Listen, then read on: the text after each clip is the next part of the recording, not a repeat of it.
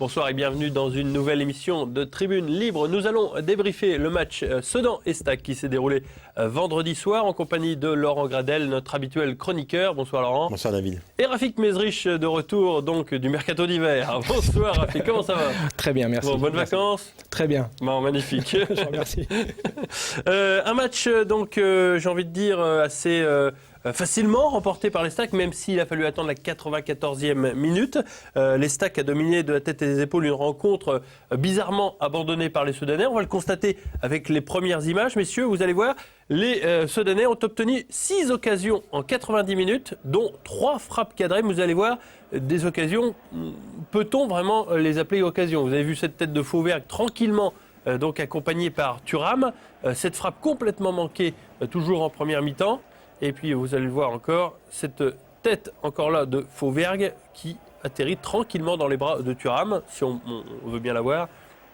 Mais Laurent, ça traduit un petit peu le désarroi de Sedan à domicile en ce moment, puisqu'ils n'ont pas gagné à domicile depuis novembre, je crois. Exactement, ils avaient déjà fait un match où ils avaient été assez laborieux contre Arles-Avignon, où Arles-Avignon avait été arraché le match nul là-bas chez eux, sans trop de soucis. Et là, franchement, on n'a pas été en grosse difficulté, malgré toutes les incertitudes que pouvait avoir Jean-Marc Furlan, puisque Jean-Marc Furlan insistait quand même sur la 8e charnière centrale qu'il utilisait depuis le début de la saison, avec encore une nouveauté, Rother-Saunier. Mais on s'est aperçu que ça a tenu la route et ça a gagné énormément de duels aériens face à Fauvergue. Puis il y avait une Sakala qui retrouvait les terrains après une absence depuis le mois de décembre, donc il y avait de quoi s'inquiéter. Est-ce qu'il avait du rythme pour tenir 90 minutes? C'est ce qui était assez surprenant parce que la semaine dernière il n'y avait pas eu de match, donc le match avait été reporté, donc Nsakala avait une semaine de plus de préparation, mais il a montré énormément de vivacité, il a apporté énormément de solutions dans son couloir gauche, comme Sidibé,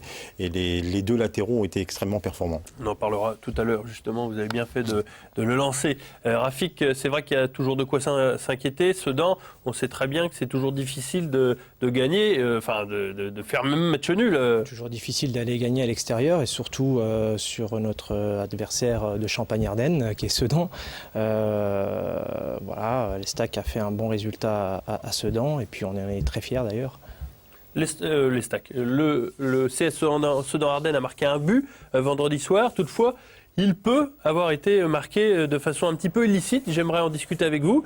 Regardez, cette faute sur Sidibé qui n'est pas sifflée. L'action se poursuit. Centre de court, déviation de la tête de Lemoigne. Et là, au second poteau, surgit Johan Eudlin. L'arbitre a décidé de ne pas siffler l'intervention donc, du défenseur sedanais sur Sidibé. On va regarder à nouveau cette action. C'est vrai qu'on peut très bien penser que le défenseur sedanais ne le fait pas exprès, ne crochette pas intentionnellement Sidibé, vous allez le voir. C'est juste qu'il passe derrière lui, il doit le crocheter voilà, et le faire tomber. Est-ce qu'on peut réellement siffler cette action ? C'est bête que Philippe Paul n'est pas là, parce que je pense qu'il aurait pu apporter un petit peu d'eau à notre moulin, mais là, je pense qu'il y a vraiment faute, quoi. Et c'est vrai qu'après, derrière, on s'aperçoit que la seule fois où il y a eu un décalage, il s'est produit sur le but, puisqu'on s'aperçoit que Sidibé n'est pas à sa place côté droit, et le but de Dean vient justement de ce côté-là. Donc il y avait faute. Pour moi, il y avait vraiment faute. Ils sont même deux à la tombée, Rafik, de ce ballon. Je ne suis pas trop d'accord avec Laurent, je suis désolé. Je trouve qu'il n'y a pas faute parce que là, si vous regardez bien l'action, il y a les deux joueurs qui arrivent sur le ballon, ils se croisent un petit peu, il y a le joueur de Sedan qui lève les bras pour ne pas faire faute, il crochette sans faire exprès un petit peu Sidibé. Je pense que c'est dans le feu de l'action, en plus Sidibé ressort le ballon d'une action un peu dangereuse. Donc regardez bien, il ressort de la tête, il ressort sur le ballon, ils sont sur les deux voilà, fixés sur le ballon. Bon, il essaye de lever les bras, après pas de chance, il marque un but derrière, mais j'aurais pas sifflé. Donc c'est match nul alors. Moi je sais pas, Laurent est entraîneur, j'étais joueur. Il va falloir s'y mettre, Rafik. Ouais, je sais pas. Allez messieurs, c'est l'heure de parler du fait du match.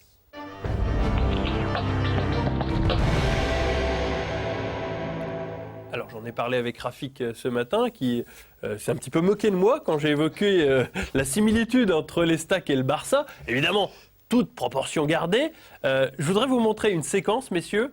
C'était juste après le but sedanais. Les Troyens ont annexé la moitié de terrain sudannaise. Regardez ces images. On a accéléré volontairement l'image à un moment donné, car vous allez le voir, c'est stupéfiant de savoir à quel point les Troyens ont pu donc dominer cette équipe sudanaise par moyen d'un jeu de passe qui est, je dois bien le dire, similaire au Barça.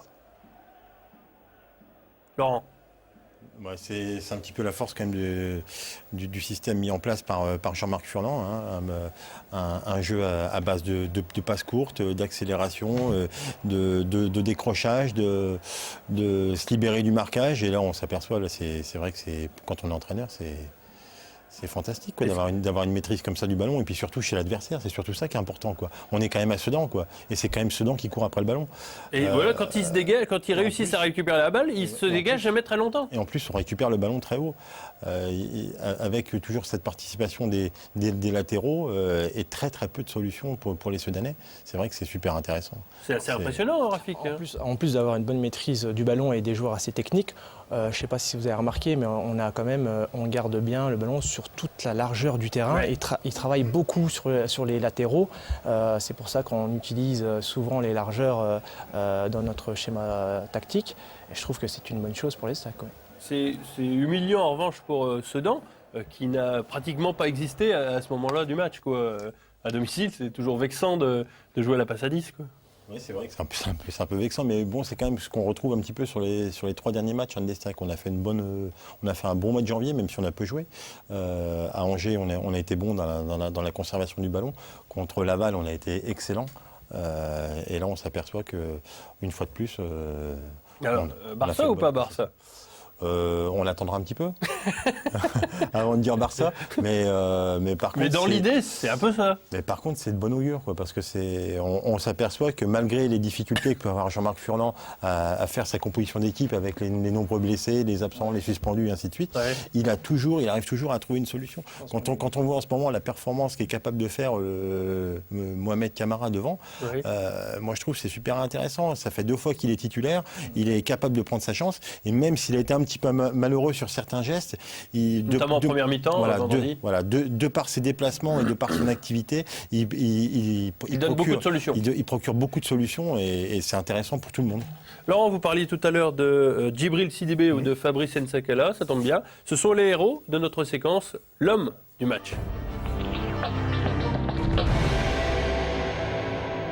Jingle, les hommes du match n'existent pas, mais bon, on a pris celui-là parce que Djibril Sidibé et Fabrice N'Sakala ont joué un rôle capital. Vous allez le voir grâce à cette petite compilation donc d'images consacrées à nos 2 latéraux, parce que défensivement et offensivement, eh bien, ils ont été impeccables. Déjà parce que c'est leur boulot défensivement, et ensuite ils ont pris le couloir à chaque fois qu'ils en avaient l'occasion. Rafik, on peut le voir à ce moment-là. Il est très très haut là, Sidibé, sur le terrain. C'est ce qu'on demande aujourd'hui à un latéral un peu moderne, je dirais. C'est d'être bon défensivement d'abord et apporter offensivement. Je pense que les 2 latéraux de l'Estac ont cet atout. Ils nous l'apportent souvent quand ils jouent ensemble. Et c'est tant mieux pour nous. C'est très très haut sur le terrain. Il n'y a pas un risque, Laurent, à un moment donné, de contre-attaque même si Thiago offre une couverture. Il y a Thiago qui offre une bonne couverture. Bon, les défenseurs latéraux ne participent pas énormément. Ils sont impliqués dans la relance, mais ils ne participent pas énormément au jeu offensif. On laisse surtout les latéraux s'occuper de ça. Mais pour rebondir un petit peu sur ce que dit Rafik, à juste titre, on s'aperçoit qu'un garçon comme Fabrice N'Sakala, sur cette saison, a énormément progressé au niveau défensif. Offensivement, on sait toutes les qualités qu'il avait. C'est quand même un ancien attaquant qui s'est reconverti latéral gauche avec succès, mais surtout défensivement, il est vraiment costaud. Après, Sidibé, il a une puissance un petit peu hors du commun. Je trouve qu'il dégage. Justement, Laurent, on regarde le but qui est fabuleux. Je trouve qu'il dégage énormément d'assurance et surtout une puissance extraordinaire. Et donc, aussi bien défensivement que offensivement, il est capable de nous apporter quelque chose. Alors justement, regardez le but donc, qui est intervenu à 94e minute. Voilà, un exploit avec ce grand pont, ce dribble et puis cette frappe en glissant, ramer. Voilà, c'est la preuve que Sidibé, même s'il a fourni beaucoup d'efforts tout au long de ce match, quand même à la 94e minute. 94e minute, le terrain est particulièrement lourd et il arrive quand même à faire ce rush de fin de match pour attraper la victoire. C'est toujours difficile, on le sait, de frapper en plus dans ces conditions. C'est toujours difficile de frapper dans ces conditions. Pour avoir vu l'interview de Laurent Guyot, il ne conteste pas la suprématie troyenne au niveau du jeu. Oui. Par contre, il était fort en colère sur le deuxième but, c'est-à-dire un joueur capable de prendre pratiquement le ballon dans sa moitié de terrain et surtout un latéral et venir comme ça traverser le terrain pour crucifier son équipe à la 94e minute. Donc ça relève toute la performance de Sidibé. Cette émission apporte toujours son lot de surprises puisque pendant la séquence, Philippe Paulet est arrivé pour nous faire un petit coucou. Comment allez-vous, Philippe ? Très bien, très bien. Ben justement, on se posait la question tout à l'heure, faute ou pas faute. Vous allez nous éclairer. On va remettre la séquence qui était consacrée au but sedanais et vous allez nous donner votre avis puisque Rafik Mezrich et Laurent Gradel n'étaient pas du tout d'accord sur ce point. Alors regardez, vous découvrez la séquence avec Sidibé qui va s'emparer de cette balle, mais voilà, il est stoppé, irrégulièrement ou pas. On va déjà aller au bout. Ne commencez pas à être exigeant, je vous en prie. Vous arrivez, vous découvrez, il ne faudrait pas tout de même exagérer un petit peu. On va revoir donc cette phase de jeu avec, vous allez le voir, Sidibé. Dans l'action, on pourrait dire oui, effectivement, il y a faute. Maintenant, on va regarder sur le... Voilà. Est-ce qu'il est crocheté volontairement et même si accidentellement il est crocheté, y a-t-il faute ? Parce qu'on dirait quand même que le joueur retire son pied. Je pense que c'est plutôt une maladresse. Mais est-ce que ça se sanctionne ? Non, si c'est une maladresse, pas du tout. D'accord. Pas du tout. Donc non, pour vous, on valide. Voilà, pour moi, c'est une maladresse dans la lutte pour le ballon. Et l'arbitre a eu raison de laisser jouer. D'accord. Il y a but quand même. Il y a but quand même derrière Philippe. Ça amène un but. Oui, mais entre la maladresse, même s'il y a but ou pas but, après ça, l'arbitre juge effectivement que c'est dans une maladresse et qu'il n'y a pas faute. Il y a une loi du jeu, il y a eu... Non, dans ces cas-là, on laisse jouer. Pourquoi le sanctionner ? Même si malheureusement, par la suite, il y a un but. Mais dans l'action, à vitesse rapide, au départ, on dit oui, mais là, quand on regarde... Il a choisi son camp. Voilà. Il a choisi son camp, il est venu direct à côté de moi. Il est venu à côté de Rafik Mezrich et tout. Pourquoi avoir donné le micro à Philippe Paulet ? Non, mais très bien. Il va le lâcher parce que c'est la fin de cette émission. Cette émission était très riche, donc avec cette victoire de... Taisez-vous. L'émission est terminée, donc avec cette victoire de l'Estac à Sedan. Messieurs, j'espère beaucoup, mais alors beaucoup vous revoir pour la prochaine émission consacrée au match entre l'Estac et Le Mans. Rafik, vous êtes invité. Et Philippe, j'espère que vous serez à l'heure cette fois-ci. Je serai à l'heure. Merci beaucoup et donc à lundi prochain pour une émission consacrée à Estac Le Mans. Merci.